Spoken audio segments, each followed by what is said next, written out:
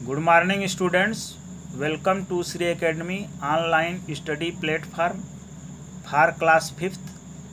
बच्चों, आज हम आप लोगों को हिंदी पाठ 4 का बोध नामक पाठ पढ़ाएंगे। सबसे पहले इस पाठ का शब्द अर्थ जान लें। शब्द अर्थ: अध्यापन मीन्स पढ़ाना, अध्यापन मीन्स पढ़ाना। व्यवहार मीन्स बर्ताव, व्यवहार मीन्स बर्ताव। भाग्य मीन्स किस्मत, भाग्य मीन्स किस्मत। स्मृति मीन्स याद, स्मृति मीन्स याद। गर्व मीन्स अभिमान, गर्व मीन्स अभिमान। परिश्रम मीन्स मेहनत, परिश्रम मीन्स मेहनत। जीवन यापन मीन्स जिंदगी का गुजारा, जीवन यापन मीन्स जिंदगी का गुजारा। कटु मीन्स कड़वी, कटु मीन्स कड़वी।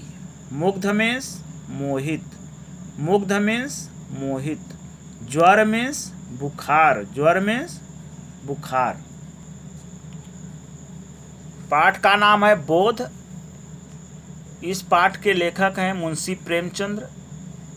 इसमें उन्होंने पंडित चंद्रधर के बारे में बताया है, जो कि पेशे से अध्यापक थे और वे अधिक परिश्रम और कम तनख्वाह के कारण परेशान रहते थे, किंतु उन्हें अध्यापक की गरिमा का ज्ञान नहीं था। बाद में उन्हें ज्ञान होता है जब यात्रा के दौरान उनका एक शिष्य, पुराना शिष्य था जिसका नाम था कृपा शंकर, जब वह उनका स्वागत सत्कार अच्छी तरह से करता है और उनको अपने घर ले जाता है, तब उन्हें अध्यापक के महत्व का ज्ञान होता है। उन्हें यह नहीं पता था कि अध्यापक का महत्व भगवान से भी बड़ा होता है। कहा भी गया है कि गुरु गोविंद दोऊ खड़े, काके लागू पाए, बलिहारी गुरु आपने, गोविंद दियो बताए। गुरु का स्थान भगवान से भी बड़ा है, क्योंकि गुरु ने ही भगवान तक पहुँचने का मार्ग बताया है। अब आप पाठ को देखें। पाठ के आरंभ में कुछ कठिन शब्द दिए गए हैं जिनका उच्चारण करना है। अध्यापन, कर्मनिष्ठ, तहसील, कटु, स्टेशन, जीवन यापन, कठिनाई, मिठाइयाँ, परिश्रम, भाग्य, वेतन वृद्धि, व्यवहार, परिवर्तन, अयोध्या, तबीयत, पाबंद, मोहल्ले, मुस्कराया।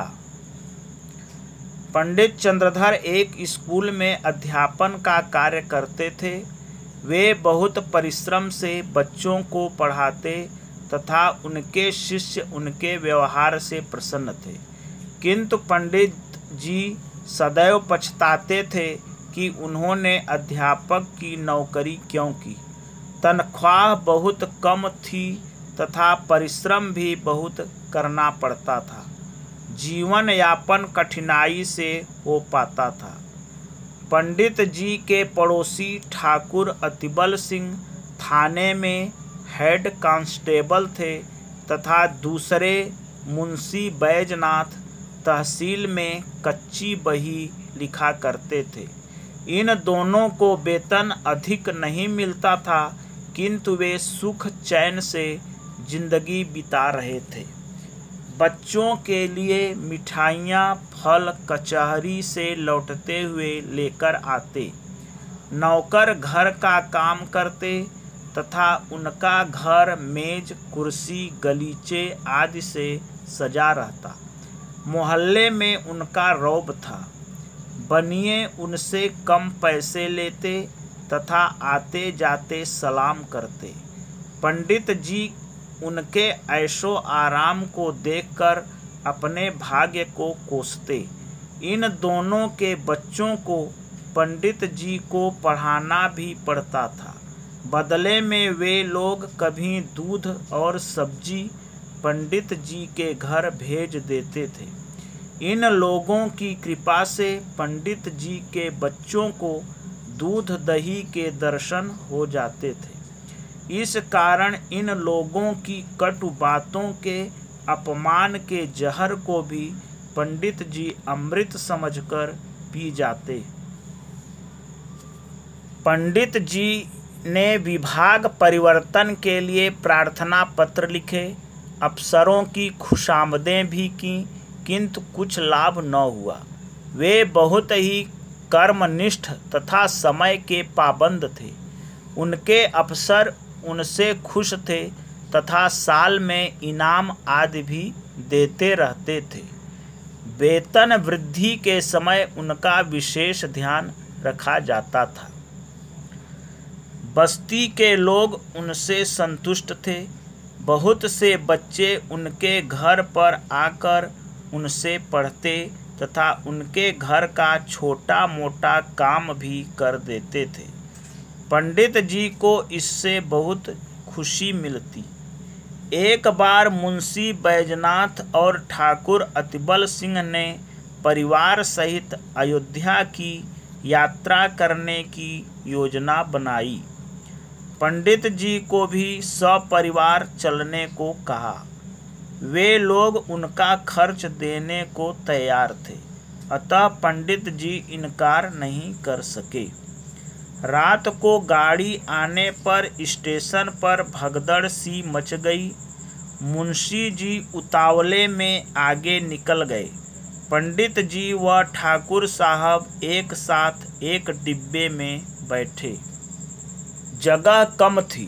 ठाकुर साहब ने एक मुसाफिर को डांटा और उठने को कहा तो वह बोला, यह तुम्हारा थाना नहीं है, मैं नहीं उठता।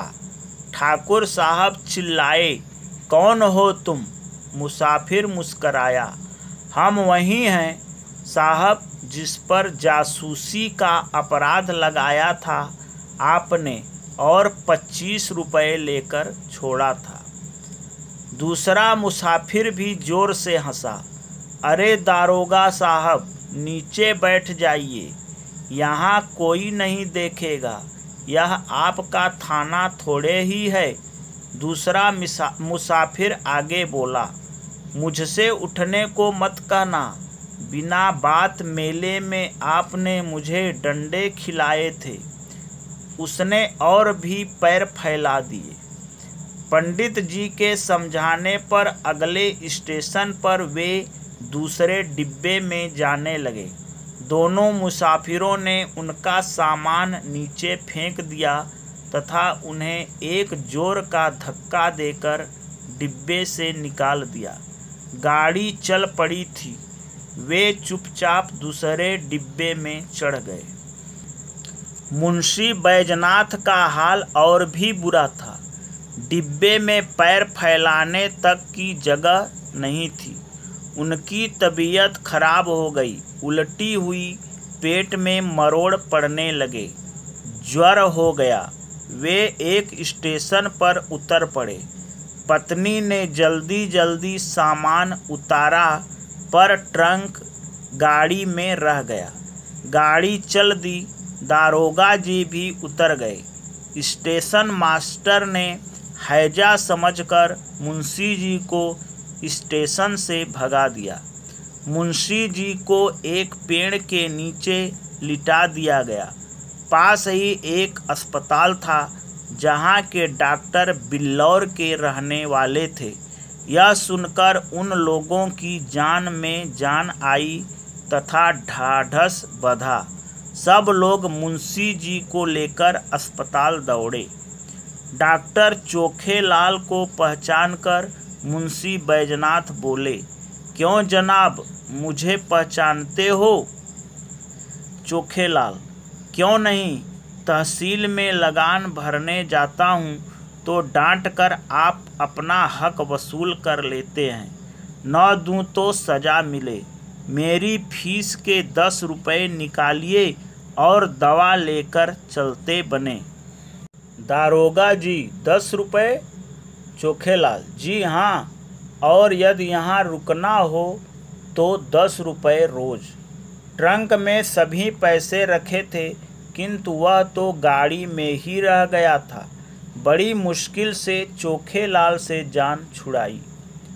अयोध्या पहुंचकर ठहरने की जगह की खोज आरंभ हुई। कहीं जगह नहीं थी। तभी एक व्यक्ति को उधर आता देख पंडित जी भागकर उसके पास पहुँचे। भैया, यहाँ यात्रियों के ठहरने योग्य कोई स्थान मिलेगा? व्यक्ति ने पंडित जी को ध्यान से देखा और फिर झुककर उनके पैरों पर सिर रखकर प्रणाम किया। गुरु जी, आपने शायद मुझे पहचाना नहीं।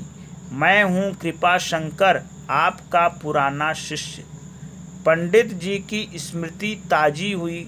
अरे हाँ, याद आया। तुम तो छोटे से दुबले पतले लड़के थे, अब इतने बड़े हो गए।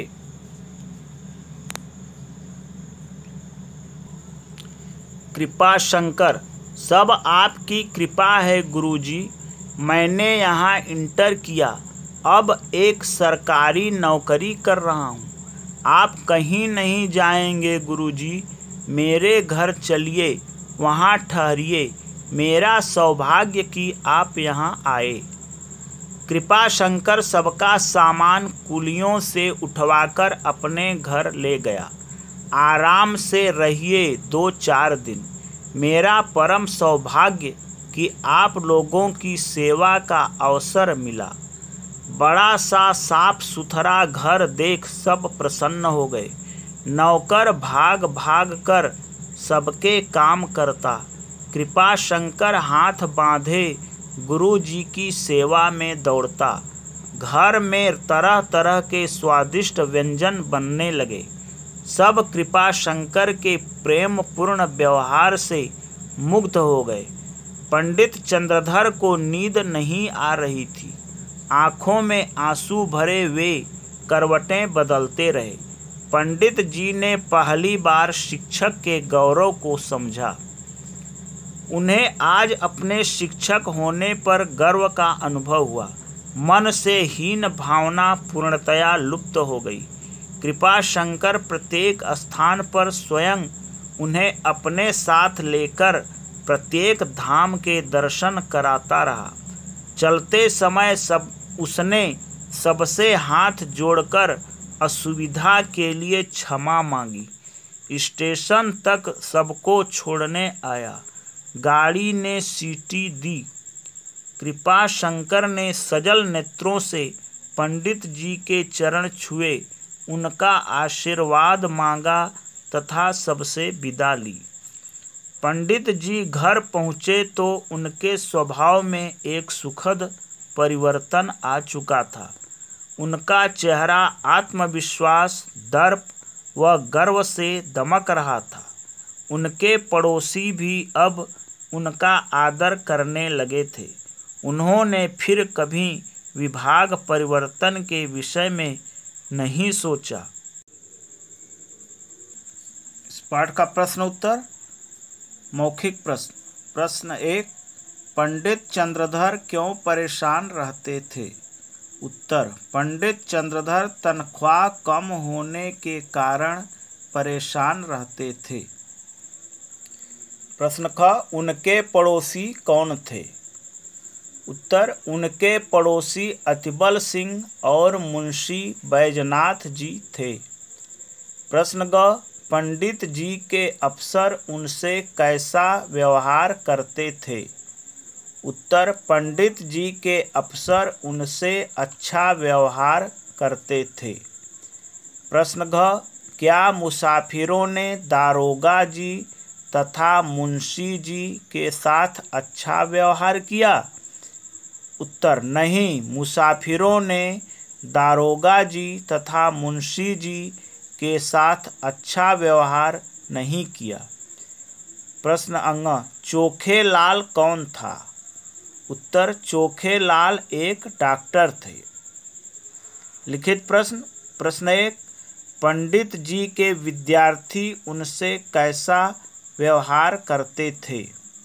उत्तर, पंडित जी के विद्यार्थी उनसे अच्छा व्यवहार करते थे। प्रश्न 2, कृपाशंकर कौन था? उसने पंडित जी के साथ कैसा व्यवहार किया? उत्तर, कृपाशंकर पंडित चंद्रधर का शिष्य था। उसने पंडित जी के साथ अच्छा व्यवहार किया। प्रश्न 3, कृपाशंकर के घर पंडित जी के साथ किस प्रकार का व्यवहार किया गया? उत्तर, कृपाशंकर के घर पंडित जी के साथ अति उत्तम एवं प्रेमपूर्ण व्यवहार किया गया। प्रश्न 4, कृपाशंकर के विषय में 5-6 पंक्तियाँ लिखिए। उत्तर, कृपाशंकर पंडित जी का अनुशासित शिष्य था। वह मुसीबत के समय गुरु जी का साथ दिया, उन्हें सम्मान सहित अपने घर ले गया और खुद अपने हाथों से उनकी सेवा शुश्रूषा की, जिसे देखकर उसके नौकर आश्चर्य में पड़ जाते थे। कृपाशंकर ने गुरु जी को अनेक धामों का दर्शन कराया और घर जाते समय उन्हें स्टेशन तक छोड़ने भी गया। इस प्रकार कृपाशंकर एक आज्ञाकारी शिष्य था। अब इस पाठ के होमवर्क के प्रश्न। पहला, पाठ 4 बोध शुद्ध उच्चारण के साथ पढ़ना है। दूसरा, शब्द अर्थ याद करना है। तीसरा, प्रश्न उत्तर याद करना है।